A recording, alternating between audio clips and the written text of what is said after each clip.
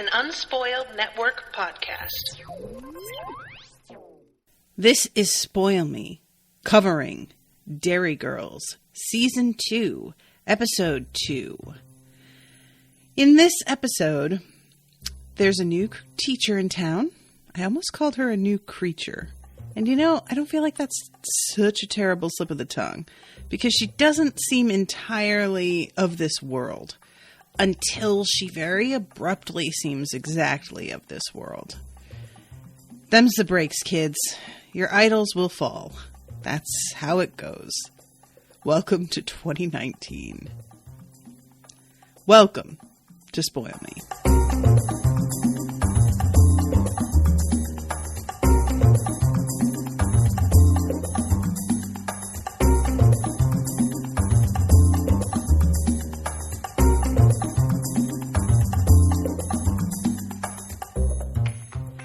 Welcome to the show, everybody. I am Natasha. So this episode is really quite something. I love when an analysis of what it's like to be younger includes moments like this, because there is something about the particular kind of worship that we as teenagers have for certain people that is extremely relatable, even if we worshipped very different types of people.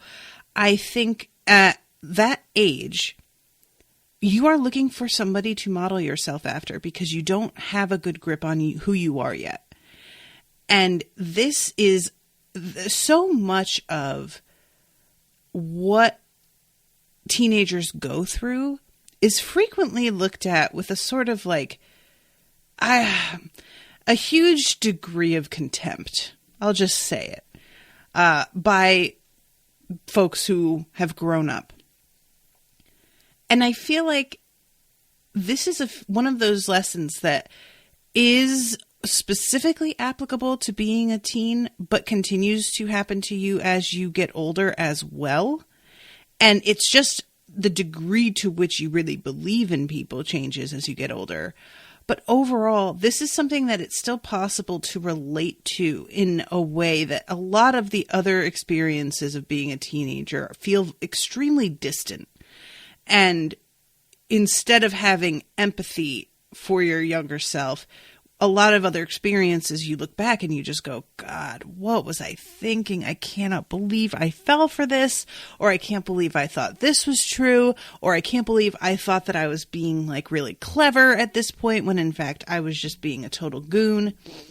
But this is like really believing in somebody who doesn't deserve it is something that we will continue to do as we get older and into our death. I mean, it's just part of being alive and wanting to be part of something, which is mostly, a lot of us are looking for that. There are exceptions to people who are really genuinely fine with being by themselves, but they are for sure the exception. Even those who are very introverted still want to feel that they are part of a thing, even if they are not amongst people physically. And if you want to have friendships, and if you want to reach out at all, you are going to reach out to people who are not worthy. You're going to kiss lots of frogs. That's just going to happen. And it's the kind of thing that's like a combination. It's like so many things in life. It hurts when you realize that you have put your trust and your faith in somebody who doesn't deserve it. At the same time, it makes it so much sweeter when you meet somebody that you really can trust in a way that you haven't been able to in the past. Now, how we cope with that is determined by how much we have learned and how self-aware we are, because frequently we'll run across somebody that we can actually trust. And if we've been hurt in a lot of ways before, we will not recognize it immediately, or we will try and push that person away, or we will test them by trying to see where their line is and pushing boundaries. there's all kinds of like psychological shit that starts coming into play, especially as we get older and build up a lot more baggage. But this story feels so close, especially as the advent of social media really taking over our lives in a way that it had not. And, you know, there has always been, because I'm not somebody who likes to do the whole, oh, we never were like this before. Like, we didn't have the actual tools to make it this quick a communication before, but we have always been social creatures. We've always used newspapers or mere gossip trees, basically, to talk about each other and share things. But what's different about social media, of course, is that the person who is out here getting talked about frequently gets talked about because of something that they themselves posted somewhere. And there is a connection between, especially celebrities or just public figures in general who may not even be considered celebrities, and their fans that has not really been there in the past. There's always been a sort of a buffer, whether it be waiting for something to go through an editor and then a publisher and, you know, whatever. Now we have an extremely immediate means for these figures to type up whatever the fuck they're thinking and just post it out there. And this results, of course, in very mixed responses and mixed successes, because sometimes what they've posted they didn't think through very well, or sometimes they posted without actually having all of the information first because they didn't really realize what they were saying had another side that they had not heard yet, or sometimes they'll just talk out their ass saying shit that they shouldn't be out here saying at all. And of course, then there's like the really obvious ones where somebody uses a slur that they didn't know was a slur, or somebody likes something that they shouldn't and gets caught doing that. There's a lot of missteps that can be made nowadays that, while they were always available to be made, it wasn't going to be immediately accessible. And it wasn't something that you couldn't take back, because in the past, if you fucked up and there were only witnesses, you could low-key just be like, those people misheard me. That's not what I said. But now people can screenshot you, and they can look into your history and look at other things that you've said that corroborate precisely your point of view that you're now claiming is not your point of view. So there's a lot less leeway to fuck up, and a lot more of an expectation that if you fuck up, you need to address that shit honestly, and you need to apologize honestly. And we can sense when an apology is not an apology. So yeah, the whole dynamic between people that we admire and ourselves has changed. And so what these students go through this episode is something that I feel like as adults, we privately go through a lot more frequently than maybe adults in our pasts did, because they were able to just pick up a book by an author they liked, read the book, and be like, oh, this is what that author is about. I like that author. And now you can pick up a book, really like that author, and go to Twitter and find out that they're transphobic.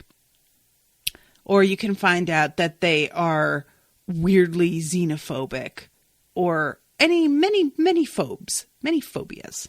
And so as adults, I think this happens at this point so frequently that we don't even stop to really absorb what happens to us every time this occurs and how much our faith is sort of shaken, especially when it's somebody whose work we really thought spoke for itself and said something extremely distinct, and come to find out that that person is not really championing what you thought was an unequivocal black and white stance.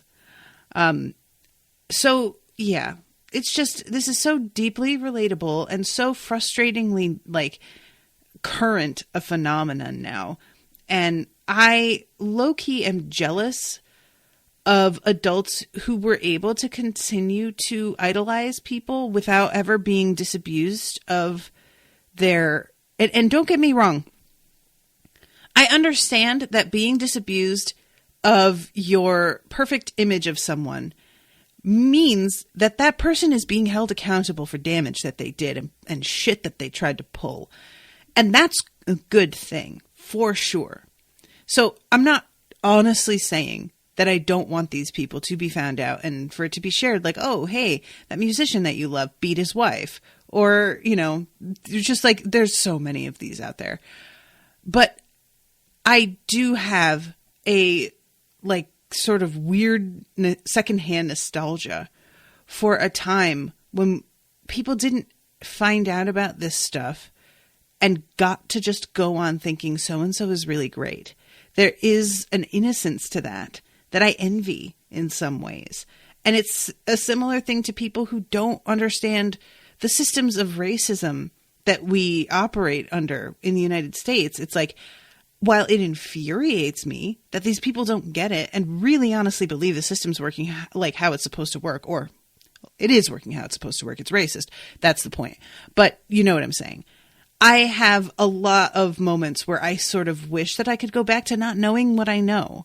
And while I wouldn't pick that, if I was really given the choice between continuing on as I am or going back and not knowing what I know now, I would not pick to go back and not know. Of course I wouldn't. I know that I have a responsibility, and that's just part of being an adult and facing up to shit. But there is still a big part of my heart that is not going to recover from finding out what I have found out. And that's just a tough thing to live with, to know that that's kind of broken. So with all that going way too deep, way too fast, let's talk about Derry Girls, because this episode is really quite a beautiful example, especially because this teacher is so shameless, I guess, in her admitting what exactly she thinks later on in the episode. It's a really interesting moment of me expecting her to protest and maybe just be like, I don't think like I was giving this impression. I think you saw it this way, but she doesn't. She's just straight up like, well, yeah, I mean, I know I said that, but like, honestly, like who's going to really live like that?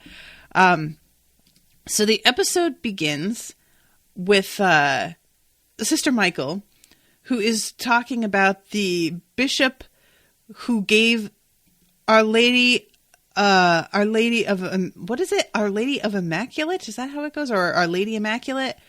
A piece of religious art. And apparently this art is something that gets handed from one school to another. Our Lady Immaculate College. That's the thing. Because I always get confused about the fact that it's called college. Like, it's just really, really... And I know in the UK, it's university, right? Is what we call college. But I don't feel like I ever really saw that college was used for high school ever. Is that just what it's called when it's like private? But regardless, the statue is the Child of Prague. And she has this like sort of drapery over it. And when she pulls it off, we get to see it. And it's just the creepiest. And this is one of those things that I don't know how many of you grew up with this sort of imagery around you, but Owen had a very different reaction when they pulled this off. He started being like, oh my God, what is this thing? But I grew up, first of all, around Spanish people who are Catholic and so have lots of this kind of thing in their home. And also there's a huge Italian population as well in Connecticut. So this sort of statuary was straight up in the front yards of like 30% of the homes that you would drive by. Like they would put the little Virgin Mary like kind of in one of those little, I'm trying to think of the word. It's like a niche. And they would have almost a sort of like tiny altar almost in their front yards. And it was always so strange looking. Like, it wasn't nestled up against a tree. It wasn't done in any way that was sort of feeling like organic to the shape of the yard or the house or anything. It was just smack dab in the middle of an otherwise flat, plain turf. And so when she pulls this thing off, this little dude looks precisely like what I would expect, to be honest. Garish, totally like impossible to really understand. There's this wonderful sort of interaction between James and Michelle where he's like, I don't understand what it's supposed to be. And Michelle says, obviously it's Jesus as a baby, which, like, is it? Because I think it's a saint, right? Why has he got a big red hat on? And she says, nobody knows. So I think this is meant to be like real, because I'm thinking it's a saint, but like he's holding the earth. So is it meant to be that it's Jesus like reigning as a religious figure in heaven and holding the earth in his hand? It is really something. And Sister Michael says, this guy is supposed to be handed around to different schools, and we are joined this morning by Mr. Malone, headmaster of St. Benedict's, so the handover ceremony can take place. You are very welcome, Mr. Malone, though I fear you may have had a wasted journey. And they all look very confused. And she says, I've thought about it, and I'd much rather just hold on to him, actually. He brightens up my office. He doesn't talk back. So, if any of the bishops has a problem with that, they can take it up with me. And then she moves right along. I adore the fact that she does this. Like, it's so beautiful. I love that she does not talk with them about it first. I love that there is no, like, inkling that this is going to happen until she's mid-sentence. She's beautiful and a perfect soul, and I love her forever.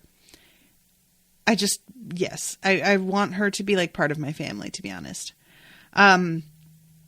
So she says at this point that Sister Patrick has decided to leave us. She's returning to her missionary work, educating the heathen inhabitants of a primitive and savage place.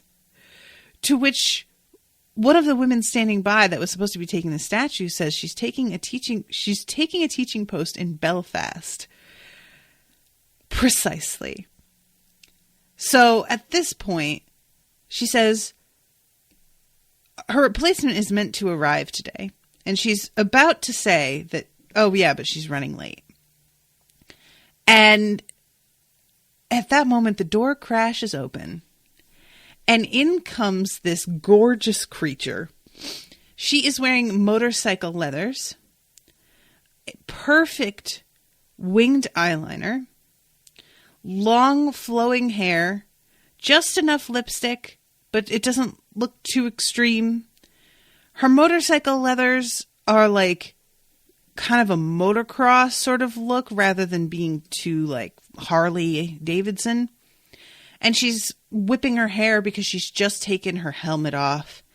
And she just stands in the middle of the aisle and says to Sister Michael, I'm sorry I'm late. I believe you've been expecting me. So this woman makes a real fucking impression, is what I'm saying. And no joke. If she had been a teacher at my school, I would have had the kind of crush that I might not ever have gotten over. So I completely sympathize with all these chicks this episode. I really do. So she writes her name on the board, Ms. S. de Bruyne, in the next scene. And she's wearing, guys, this really outstanding high-waisted pleated mustard-colored pant and suit jacket combo that should not fucking work. It's basically a zoot suit without the tie. It shouldn't look good, and it looks fucking great. She looks flawless. So she writes her name on the board and sits there for a moment with her eyes closed and just does not actually teach until finally Jenny says, "What should we be doing, miss?" And she says, "Now there's the question." And here we get into some real shit.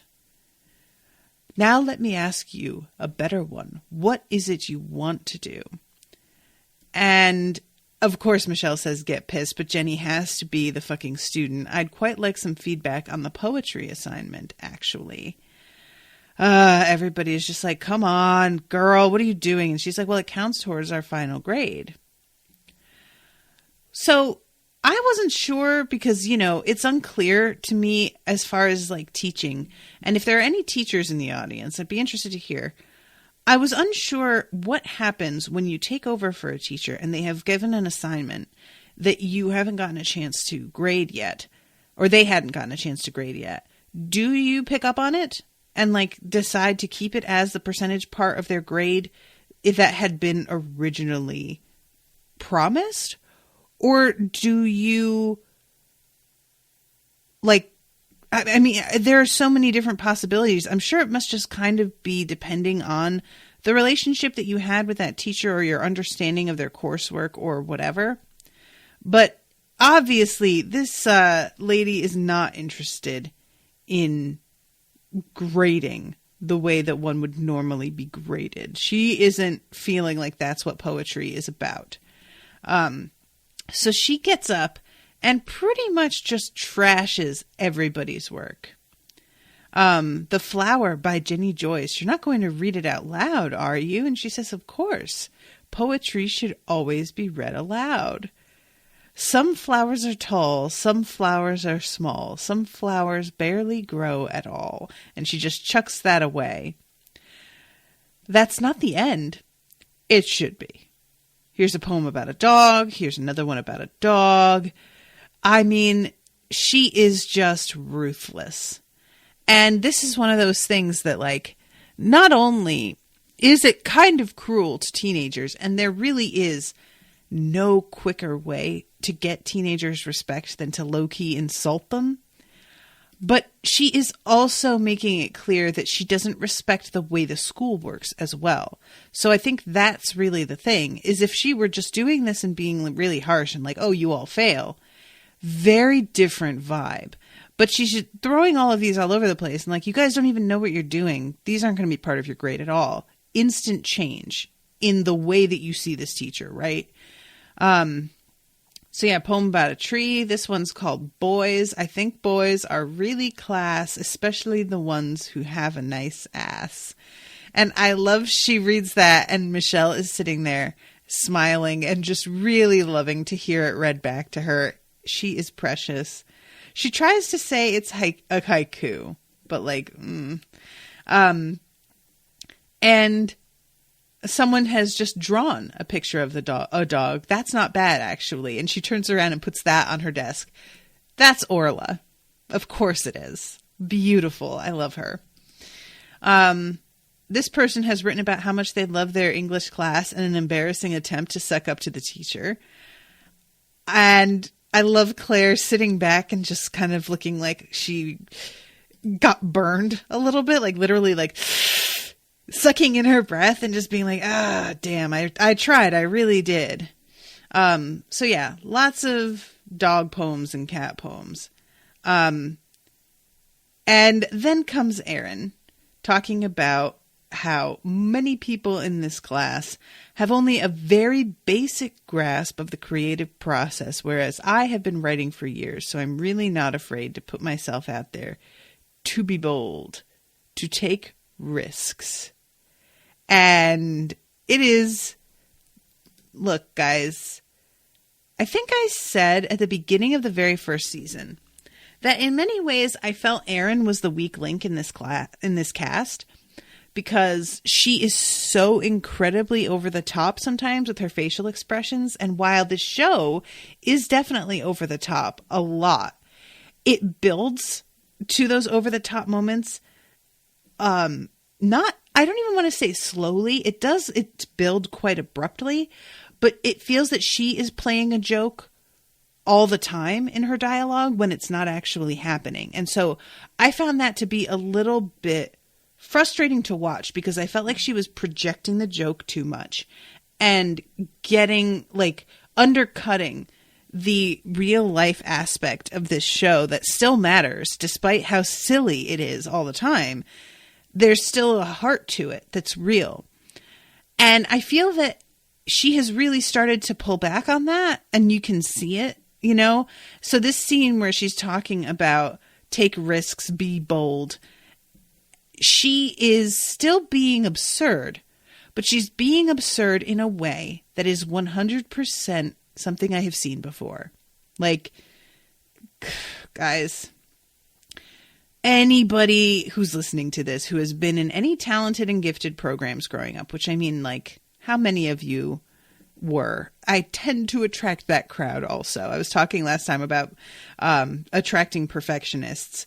And I don't think it was last time for one of these episodes. I think it was another Spoil Me.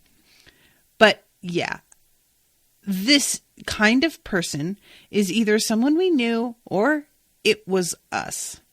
And yeah, we can all admit that at one time or another, we may have said shit like this. I like to think that I didn't. Honestly, I tended to be a very quiet kid right up until probably about 8th grade. I was really pretty withdrawn. So I don't think that I said shit like this, but once I got to high school, maybe I did. I don't really remember, and it's for the best. It's probably me protecting myself from that embarrassment that would literally eat me from the inside until I dissolved into a pool of just 100% pure embarrassment. So thanks, brain, for protecting me from that. So the teacher goes and looks through and finds hers. The bullets fired on the streets as I lie in my bed are nothing to the bullets being fired in my head. And she says, in my head, very slowly as she realizes that this is exactly where this is going. There is no surprise here. And Aaron says, proudly, it's about the troubles in a political sense, but also about my own troubles. And I love the teacher's response. No, I understand the weak analogy. I love so much when she says that, and then Michelle looks at Aaron and makes this like grimace face, because Michelle, of course, when Aaron is talking up her own shit, is giving her that side eye, like, bitch, what are you doing? Seriously? But it immediately transforms into sympathy. Like, Michelle can't stay mad. And even, like, I'm sure there's a part of her that enjoys seeing Aaron get shot down after making such a much of herself.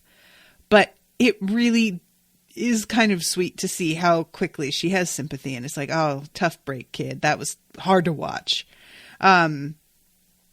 And she starts to say, I'm sorry if the subtleties of my poetry were lost on you, which I mean, she didn't even read more than the first 2 lines, but now Aaron's trying to be like, oh, well, you just didn't get it. Girl, what are you doing?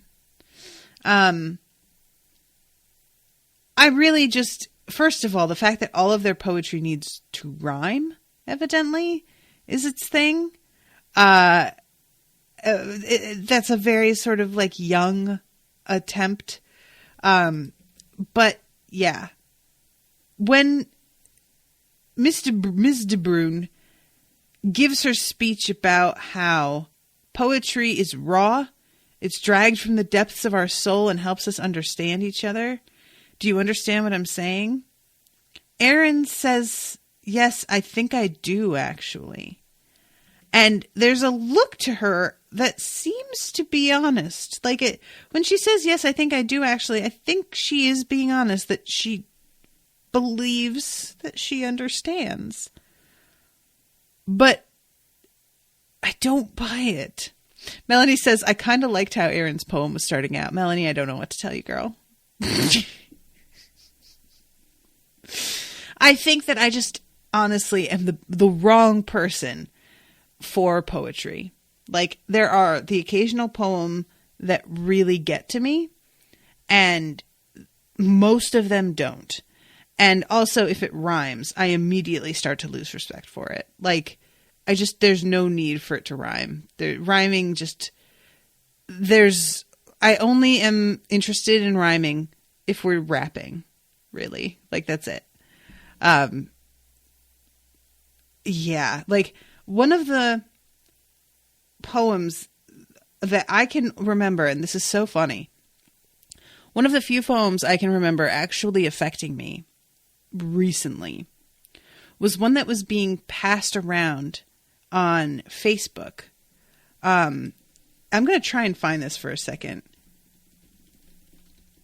because it was one of those that, like, it feels sort of silly, and yet I felt like they really got to it in this way that's, like, really harsh.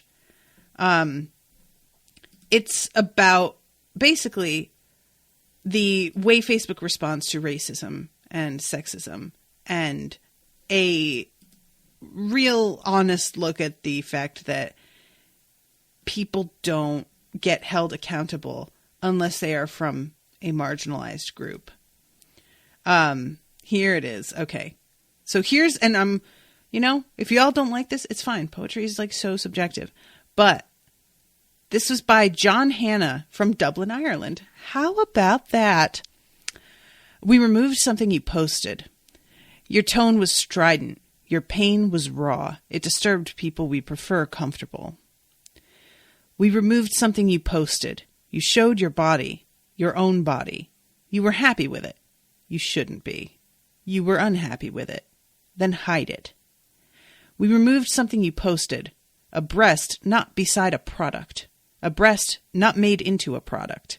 That's obscene. We removed something you posted. You used your real name, so we removed it all. We removed something you posted. Your face after you were beaten. Your heart after you were raped. That's violent. We've reviewed the post that said they want you dead. We've reviewed the post that said you should be raped if only you weren't too ugly to rape. We've reviewed the sexual imagery you never asked for. We've reviewed the mocking of your murdered brothers and sisters. This did not violate our community standards. How did you find this experience?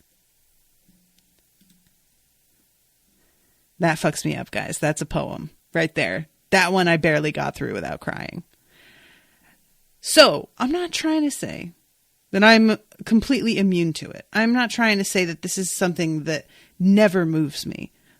But it's really, really rare. And it has to feel like somebody has really seen a thing and gotten it that I have not been able to put words to in a way that feels like it gives it the gravity that it deserves. You can talk circles around an issue and never really feel like you're getting to the heart of what makes it so painful. And there goes a poem that really fucking does that. So, yeah, this little pep talk she's talking about, we're going to start over. I'm going to give you that chance, is very sort of like Dead Poet Society, right? So immediately we cut to parents going out. It's Mary and Jerry going out to a movie night. And he's saying it's really nice for us to go out together and do something just the two of us, and she's giving him a bright smile. And all of a sudden, up from behind them comes Aunt Sarah. And he stops dead and is just like, oh my God, seriously? And I really want to point out what she's wearing here, because I said something last episode about how her outfits were flawless, and I have to take it back. Her hair is piled up on top of her head with these flowers in front, in a style reminiscent of a lady on the most recent Great British Bake Off. And she is wearing this like shoulder pad, puff-sleeved sequin jacket. I don't know what's happening there, but yeah, she has come to crash their date, and she has brought her boyfriend from the Photoshop, whom she is still seeing, who is the creepiest human being ever to live, I'm sorry, gentlemen. I'm sure you're a very lovely person, but damn, what's up with this? His gums are twice the size of his actual teeth. And he is not the only one. She's brought Grandpa also, who is here to just completely ruin Jerry's evening. It is tough to watch. I feel really bad for Jerry, who is just like, he's not even being like subtle. He's straight up like, why did you think that we wanted company? Like, trying to suggest that they go see something other than what Grandpa has already bought tickets for, apparently. And they wind up seeing The Usual Suspects. I really love seeing these bits of the movie theater from the 90s because it's sort of startling when I look back and realize exactly how much has changed. The movie-going experience is somewhat different, but overall, it's really the aesthetic of going to the movies that has changed so much. And this is not from an era that is so far back that I think about it in hypotheticals. This is something that I've watched change, and it's really fascinating to me to notice how much I have taken for granted as if it's always been this way when it certainly hasn't. The posters behind them are clearly just paper posters in frames, which I remember movie theaters doing that. And sometimes they still do, but mostly now they're printed onto plastic to be illuminated from the back. They're glowing, they almost look like a TV screen, but it's not a screen. Except for inside, sometimes they will have it be an actual screen so that it can be changed really easily. But I don't see those that often, except in the huge theaters. And the whole look of the theater with the extremely low ceilings and everything being sort of closer together, and it sort of, there's more of a claustrophobic feeling. And a lot of theaters I went to were smaller, just actually physically smaller than they are now. And of course, the seats and everything being different. I remember when movie theater seats first started to get cup holders, and that was now we have fully reclining seats that are electric and leather with multiple cup holders. And some places the seats will heat, which I am super jealous of. And there are even theaters now with buttons where you can call an attendant to order a drink and all. It's just, oh man, the 90s were not that long ago, guys. And yet things have changed so much. So he says something about how he's brought Colm to the movies where he can hang out with him. And for those of you who don't remember Colm, he is the gentleman who is extremely boring and just talks non-fucking stop. So he's realized that he can spend time with his friend here and not actually have to hear him talk. And there's a slow turnaround as he looks at his friend who is standing at the concession stand talking to this woman, this poor young girl. But then I heard of a fella from Ballinahitch. What was his name? I can't remember. But, it'll come to me now. I had it there a minute ago. Anyway, so this lad, and as I say, his name escapes me, but he was mad keen on the boiled sweets, so sure he couldn't get enough of them. But in the end, well, didn't he choke to death on one? A pear drop, I think it was. Or clove rock, maybe. But either way, it's not how I'd want to go. And I love Mary sneaks up on him and just says to the poor girl behind the counter, "I know, love." And then apologizes to everybody and scoops Colm right off with them. So we go into them watching The Usual Suspects. A wonderful movie, by the way. It's so good. And I love that Grandpa actually sat between Mary and Jerry. he's just not even interested at all in them having time as a couple. It's just, and he's yelling at the screen and stuff. And Mary is holding a cup of tea, I think, which that's not really a thing here. I'm not sure if you can get coffee at the movies here or tea. But I kind of love that detail. And man, I would really like to be able to go to the movies and just get a nice hot cup of tea to drink while I watch the movie. That sounds great. So yeah, she is very enraptured by this movie, clearly. And they wind up getting interrupted because there has been a security alert and they need to evacuate the building. And she winds up missing her chance to see the rest of this movie. Like, the guys who follow this dude down the aisle, he's clearly like the theater manager, and he's telling them about the evacuation.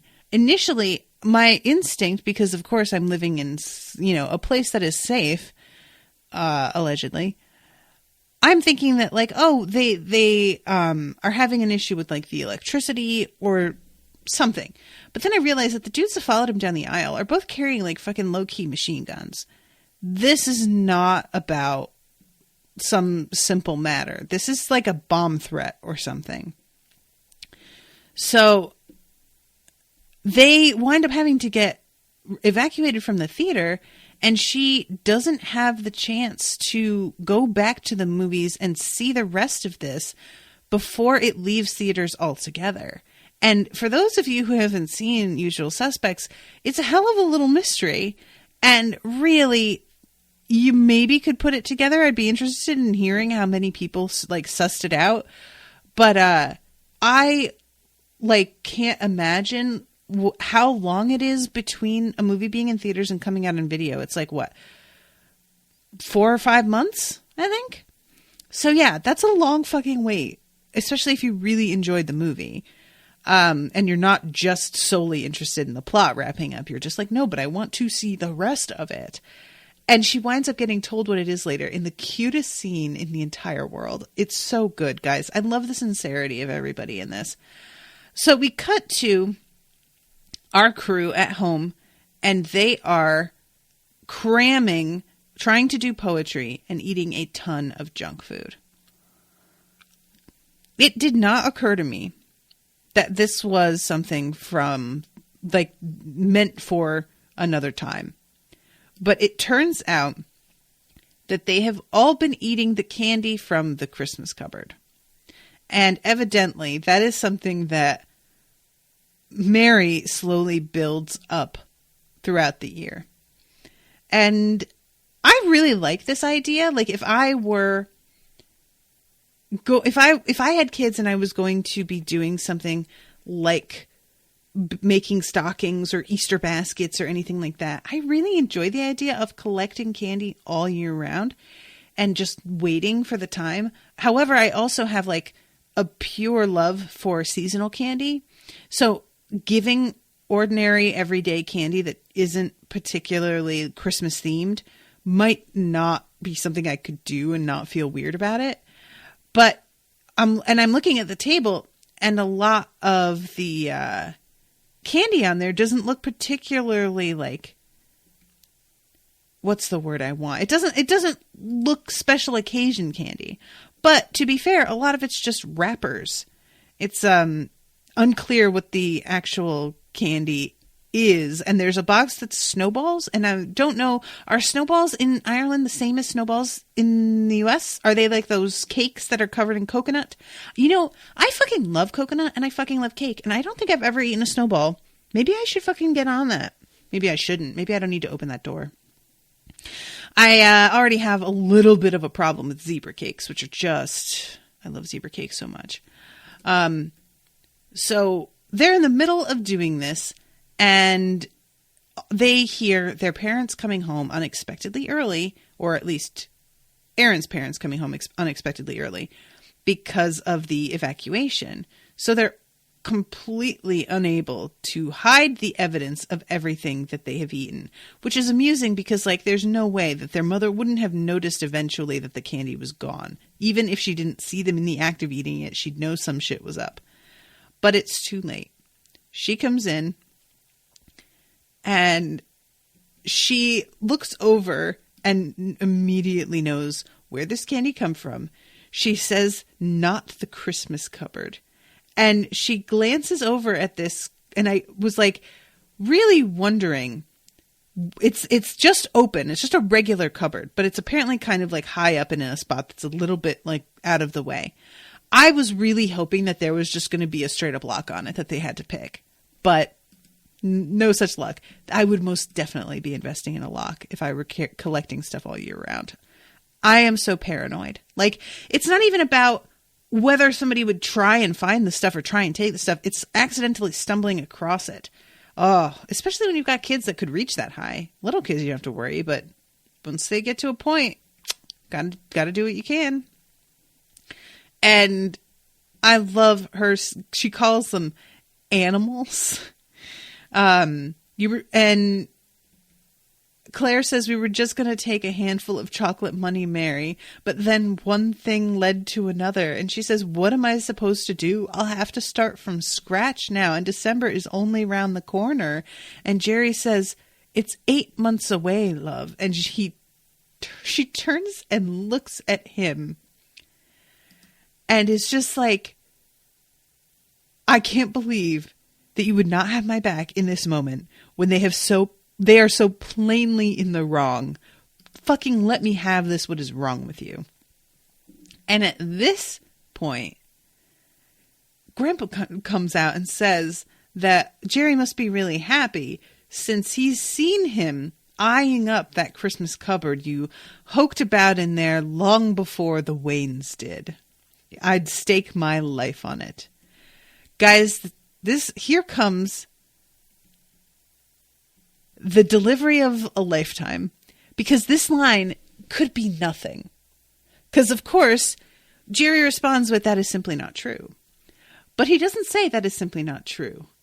He says, "That is simply not true." And that motherfucking lying. He's lying. You can see it all over his face. He just didn't know that Grandpa knew about it, and he didn't expect it to come up. But that motherfucker been eating that candy. He is so full of shit, and I love it so much. It's such a perfect line delivery because you can tell he's lying, but you can also see how seriously he takes it that he has been accused of this. And he's trying to use his indignation as his weapon, but it doesn't work. Like, look, this guy is 100% lying. I'm sorry. He just is. So yeah, there's only a couple of snowballs left. It's been an absolute free for all. And Sarah's just like, "What has gotten into you? I mean, you know better than to do this." And Aaron tries to say that it's their teacher that's kind of gotten under their skin a little bit. And Michelle says something about her eyeliner, and I love Aunt Sarah saying winged or smudged. And Michelle answers quite honestly, sort of both. And she says, "Interesting." And yeah, it is a little bit of both. It's very winged, but it's winged and it's got a sort of look to it like it's just been on since last night, but not in a way that looks super messy, more in a way that's like, this bitch has shit to do. And she didn't get to redo her eyeliner, but it looks so good that it really pretty much lasted till the next day. That kind of look. Hard to pull off, guys. Doesn't always work. So yeah, they talk about how she ripped up their poems. And when Erin says, "Well, yeah, she said we weren't writing from our souls," her mother yells at her, "Well, why in God weren't writing from your soul? Weren't you writing from under your soul?" Like, the whole thing is so good. So they all go to her the next day and basically tell her that their poetry was so bad that they knew that they were going to fail. So there's no reason to even try. And she has a huge, there's this picture of a graduating class from, we find out, only a few generations ago, maybe 2, that they're all meant to gaze upon and think about how these people had dreams and, cared and had ambitions.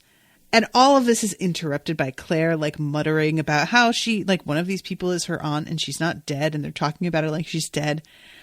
And all of this is meant to inspire them to, take their lives by the horns, basically, and recognize that, this time of your life will be over. And you need to take advantage of this time that you have. And it's so frustrating. Guys, if I were a teacher, this would be something that I would be constantly harping on. And I know it would not sink in at all because it can't sink in. That's the point. When you're young, you're too young to know that's how it is. That is what being young is all about. If you really understood how quickly the time goes and how distinctly different your life is when you grow and are not physically capable of things that you used to be, then you would not have that youthful quality, that thing that makes being young what it is. But she winds up having them all go outside and they name something that is frustrating to them, and she throws a cricket ball at them. I believe. There might be field hockey bats. It's hard for me to tell because our field hockey sticks are very different looking. They don't quite look like cricket bats, which I believe are basically long rectangles. These are sort of flared. But yeah, they're hitting them. And then we get this awesome montage of each of the girls doing something to make themselves look slightly more like Miss de Bruyne. So the first one is Claire wearing this dramatic winged eyeliner, which I am not going to lie, looks killer. And she should definitely keep that look forever. But yeah, this is so wonderful. They're all naming things like homework and prejudice and, whatever. But then there's Orla, who says my own socks. And the teacher really doesn't miss a beat. She just says, okay. Yeah, we see Erin taking her headband off, big wings eyeliner as well on Michelle. And,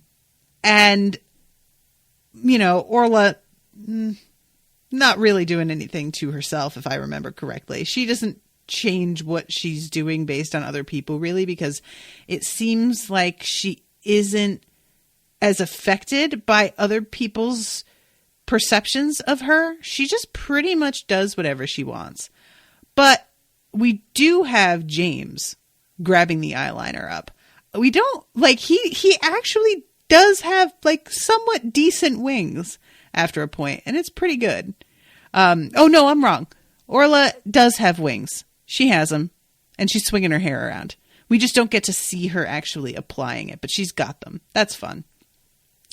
So they're all stalking down the hall, and I really enjoy Sister Michael coming upon them and giving them all a look, because I guess this makeup is not allowed in school, because when we cut to them walking home later, they aren't wearing this eyeliner anymore. I don't really know about how these rules usually go. Do you guys when you go to Catholic school, is makeup something that's just flat out not permitted at all? But yeah, so they are apparently heading over to the teacher's house to hang out. And Claire realizes, she says, they call her a crack killer, which I don't know what that word means. I'm going to look it up. Crack or crack is term for news, gossip, fun, entertainment, and enjoyable conversation, particularly prominent in Ireland. Okay. It is often used with the definite article, the crack. The crack. But, so they're just basically calling her a buzzkill. And she decides to prove that she's not a buzzkill by getting wasted and chugging the wine at this teacher's house. And she goes on this long monologue about, life being spontaneous and not wanting to be weighed down by possessions, yada, yada, yada. And fucking they leave and run into Jenny, who can tell that Claire is really drunk. And they just flat out tell her that they were at Ms. de Bruyn's house, which Jenny honestly is kind of right about how it's not really appropriate, that they were all just hanging out there. And so, of course, the next day when Miss de Bruyn's gone, everybody assumes Jenny ran to Sister Michael, told on them, and got Ms. de Bruyn fired. I noticed that Sister Michael never actually uses the word sacked or says that she was removed. She says just that she's not coming back. And I assumed that it was because the teacher left.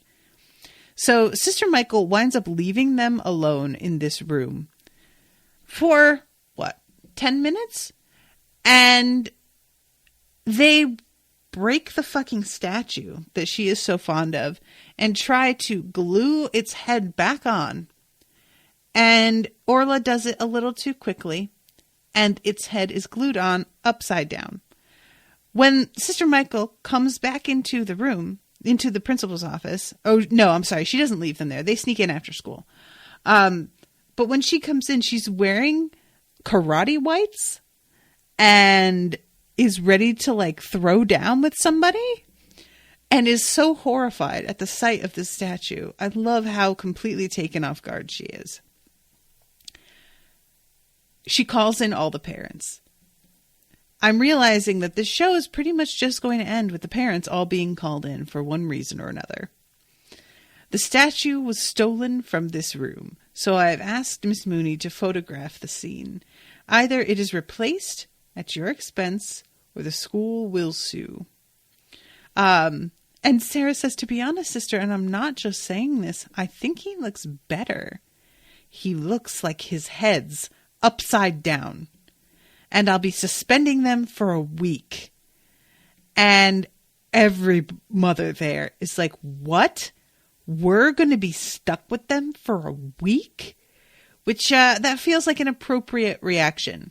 Yeah. I mean, having your kids home when you have shit to do has got to be extremely inconvenient. And also, these are kids that their parents have to be called in literally all the time. So this is a big fucking drag. Be reasonable, sister. We didn't behead the fella. So what they had planned to do was to ransom this statue to get Ms. de Bruyn back. And they're in the middle of explaining that and the fact that it wasn't right that she was sacked. And Sister Michael looks really confused and said she wasn't sacked. And in comes Ms. de Bruyn. Sorry to interrupt, sister, but if I could just grab the old P45 and I will be out of your way. Is the P45 a gun? Is that what that is? Or, nope, I just looked it up. A P45 is the document you receive when you leave a job, and it contains all the information a new employer will need about your old salary, your tax code, and how much tax you've paid during your previous employment. It is a legal requirement for employers to send a P45 to all ex-employees after they've left. Okay, because, yeah, I assumed that was a gun, and frankly, I still kind of wish it was. And we find out that she has decided to leave because she got a better offer from St. Dominic's Girls, better wages, holiday pay, great pension. I couldn't say no, really. And all of the mothers are nodding and looking at her like, oh, wow, good for you. And you kind of see a flicker on their faces of the admiration their daughters have for this woman. And Erin says, what happened to living for the moment and life being spontaneous? And she says, yeah, I know, but I'm buying a house and the mortgage rates are absolutely crippling at the minute. To which Mary says, yeah, tell me about it. And Sister Michael says, part of the reason I became a nun, free accommodation. And Erin had read this poem to her the previous night about this glass doll. And at the time, Ms. de Bruyn had seemed very impressed with it.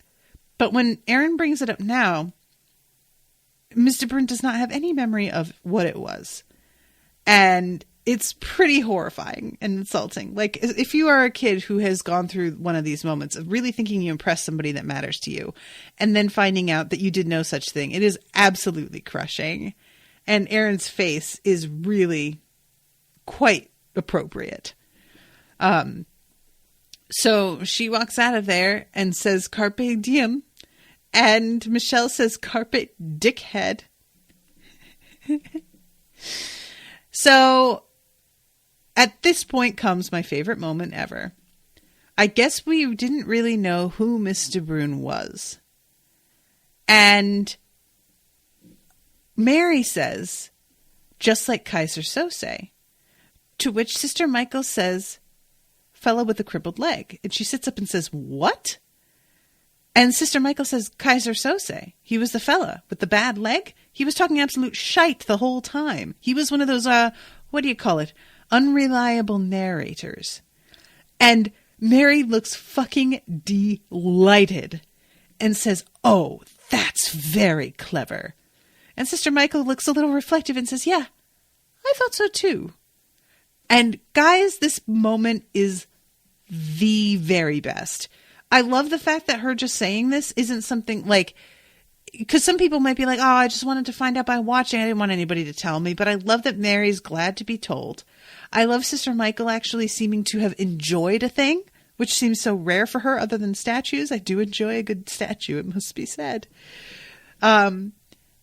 It's just such a good, perfect ending. And they're all wonderful. And they basically have to be in a lineup very similar to the Usual Suspects lineup at the end of, or on the poster for the movie at the end of the episode. And it's beautiful. I didn't catch that the first time, but I'm looking at it now and I'm just like, oh my God, this is the Usual Suspects lineup. This is wonderful. Guys, so good. All right. So yeah, I'm out of time, but I love this episode. This was, I won't say one of my favorites, but it was just really so relatable. It's a good time. That's all I'm saying. So yeah, thank you very much to Ashleigh for commissioning this. I don't remember if I thanked Ashleigh at the beginning of the episode. Did I? Well, Ashleigh, you know I love you. But yeah, thank you so much. I'm so excited for the next one. Yay. All right. Toodaloo, motherfuckers.